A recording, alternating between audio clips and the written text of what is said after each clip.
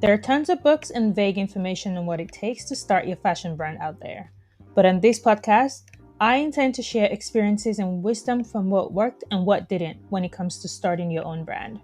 Welcome to the Fashion Designer Podcast with T.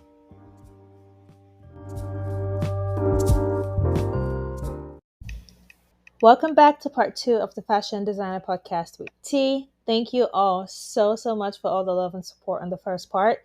I can't believe the amount of good news and good feedback that I'm getting and how it's really helping people who are just starting out. I'm so excited to keep sharing and keep subscribing, tell your friends about it. And every week I intend to give you as much information as I possibly can. So let's jump right into it.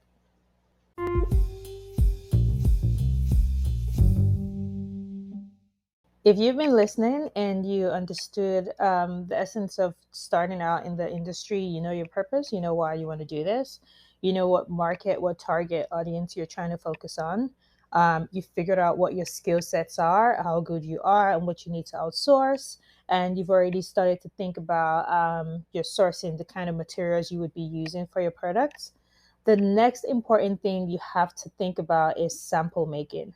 This is literally one of the most important parts of the entire design stage of even getting a product out there.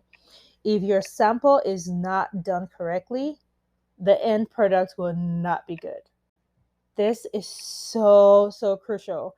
Companies will spend so much money.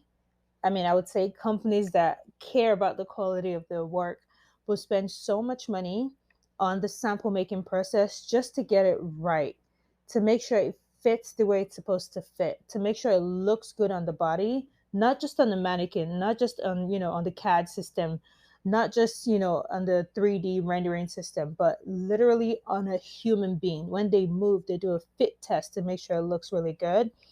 Companies will spend so much money on this if they value the quality of their work. And I personally would not recommend anyone to go into designing if you don't have a good and trustworthy sample maker. So when I started out in the industry, I used to be that person who, because I love to sew. So I'm that person who, any job I got, I wanted to always work with the seamstresses. Sometimes I would take on the project and I would even, split the work with the seamstresses. And if we had a 10-piece collection, I would do six, they would do four, or I would do four, they would do six. Like we would kind of split it in ways that I wanted to be a part of ensuring that, the construction is done really impeccably well. So this part is very important. It tests your skills as a sewer. It tests your skill as a designer because you can dream the most, intricate detail that should go into a garment, but how functional, how realistic is it when it's time to sew? If your brand is going to be a type of mass produced fashion line, would it take too long for them to sew it because of how much intricate detail go into it? You would see and find out all of these details once your samples are getting done. So sample making is I can't even stress it enough. It's so important. You get to see how on paper it looks, and now you get to see how it looks in real life, like when you try it on or you have a fit model, which is someone that you make your sample size in the person's size so that they can test all your garments to see how it looks on a person.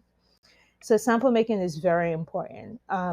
Most times sample makers, we tend to listen to what the fabric wants to do, because sometimes designers have incredible ideas. I don't want to say outrageous ideas, but we have like endless creativity in this field. And sometimes you have to tell them, the fabric doesn't want to do that because it doesn't have enough stretch, or the seams are going to pop open because it's too tight. We need to put a dart here. We need to add boning.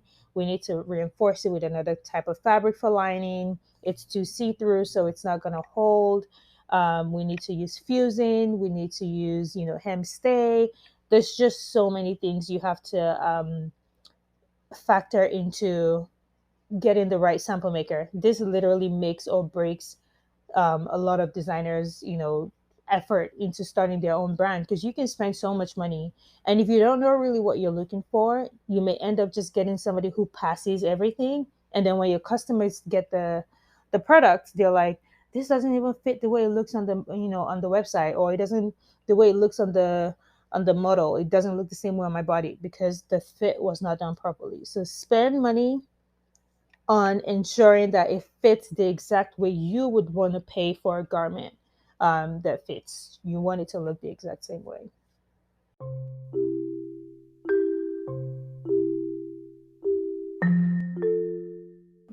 After you're done with sample making, you've tested it, it's been, tried, it stays true to what you have in mind, it looks good on the body, it's functional, yet still, capturing the essence of what you started out to produce. Then you want to think about, your packaging. How is this product going to be given to the consumer? Are you going to send it in a box? Would it be eco-friendly in a poly mailer? Would it be in plastic bags? Would it be in garment bags? Would it be they pick it up in the store and they get it in nice gift bags? Just think about what your packaging would look like. A lot of people would go on AliExpress and Alibaba to get bulk of the, the tissue for wrapping the things, the tapes that have your brand name or brand logo on them. You can also get this on Amazon, but obviously it's a little more pricey. So yeah, you want to think about your packaging. How would your guest receive it? What color would your box be, or your garment bag, or your packing tape, with the tissue that comes, in the box. Just the whole 9 yards, because you want a presentation that's going to be encouraging for people when they buy, and you also want something that's eco-friendly. I personally like sending things out with bags or boxes that people can reuse. And it's very important, even if you use garment bags, they can always put other clothes, their suits or anything else in the bag whenever they take the dress out. Or you just, like a dust bag in case you want to do shoes or accessories. You just want to think about a good way of presenting your, something you've worked so hard for to the customer. So packaging is quite important. You can start as, as affordable as you can, and then, the more revenue you get, the bigger your brand gets, the more successful you are. You can outsource somebody who specializes in creating and designing something uniquely for your brand. So packaging is also in one of the important stages to ensuring that do all this hard work and ensure that your customers, when they receive it, they understand that you put some thought into the packaging as well.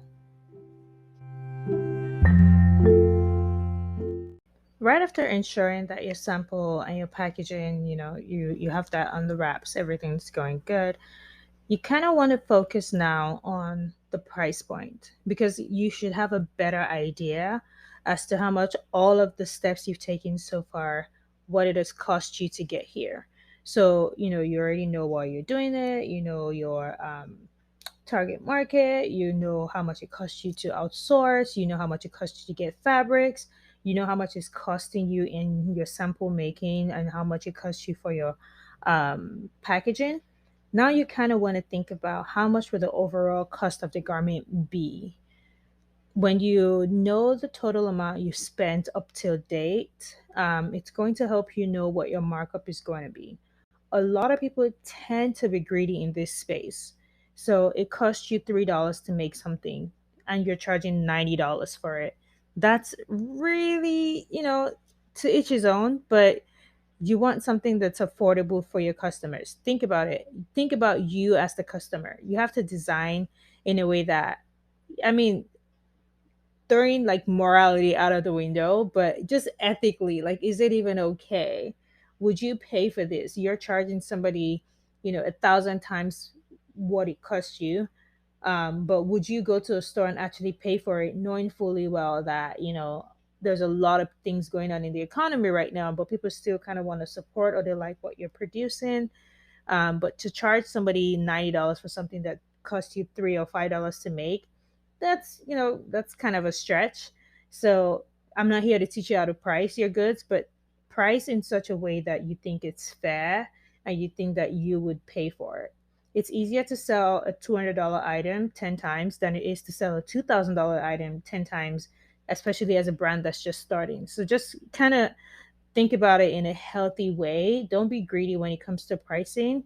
Of course, you do want to make a profit. You still want to have money to pay yourself and have money in the business, to fund the business, to keep it growing. But don't be greedy. Pricing, don't be greedy when it comes to stating your price. Right after sample making, this part's also very important: manufacturing. Manufacturing can be stressful and can be exhausting to navigate, but that's why I'm here. You don't have to start with a manufacturer who wants you to do 1,000 pieces of everything first, because you haven't even tested the waters. You haven't even tested the market to see how your products will be well received. In most big fashion cities like LA, like New York, and even like Chicago, I think Chicago has a good place where you can, like a garment district or something. I may be wrong, but you can check on that. But I know for sure LA and New York, you can check those places and see if you can find manufacturers who would do like, 10 pieces for you to start with.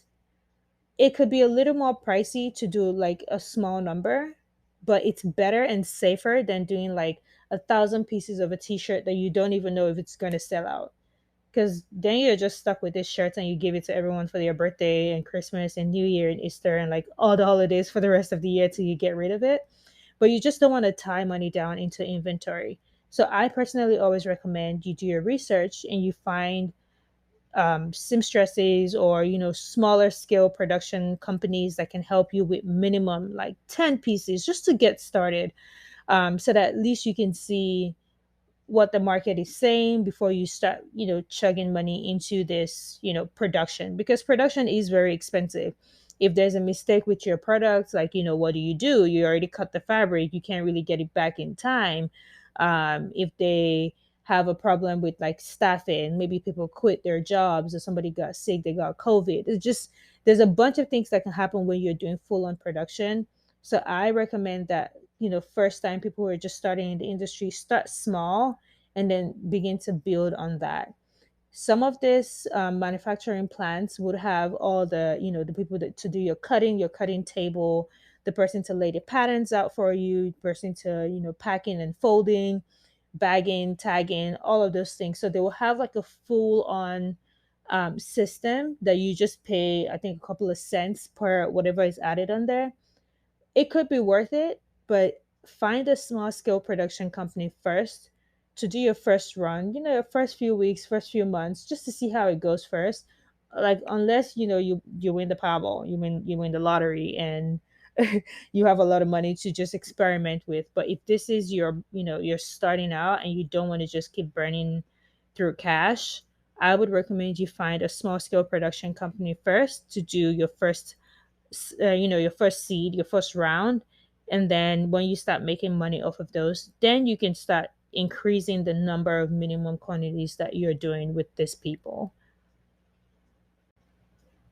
Okay, I know. You're probably like, T, when are we going to actually give this brand a name? You can wait to give your brand the name when you have all of these steps done. You can start with the name. Listen, the name is very flexible. I tell people the name is not the end all be all, because you may even end up changing when you see your brand, when you see the line, because you know what the essence of the brand is. So a name is not necessarily like the first thing you have to do.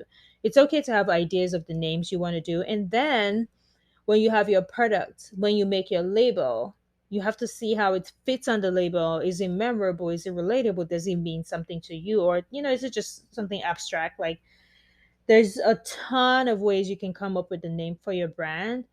I would just recommend you just don't stress about it yet. Just wait till, you have every other thing in place. Then you can think about the name of the brand.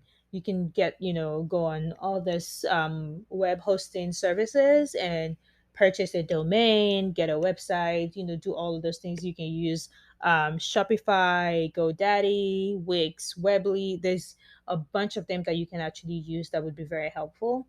But giving your brand a name is not necessarily like the first thing I tell people to do.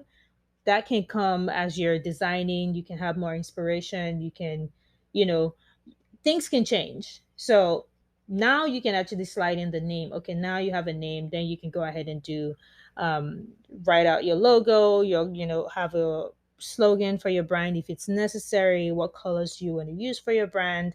Um, just brand identity. You already have that from when you know the purpose of your brand, but the actual name of the label that can come in at honestly any point in this entire process. The only reason you may need the name ahead of time is when you get into your sample making. So if you know you want the samples to have the name on there, then obviously you want to do it before you do your samples.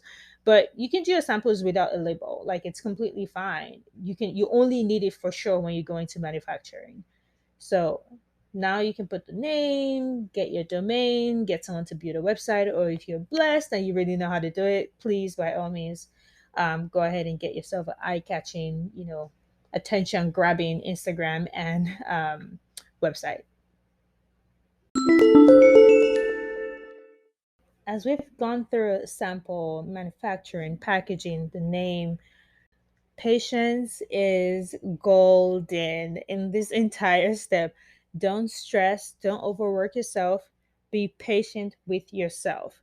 If you're jumping into this industry for the first time, it can be overwhelming. Give yourself some grace. If you have a full time job, don't feel the need to just, quit and just jump into this without doing your research, without doing the work.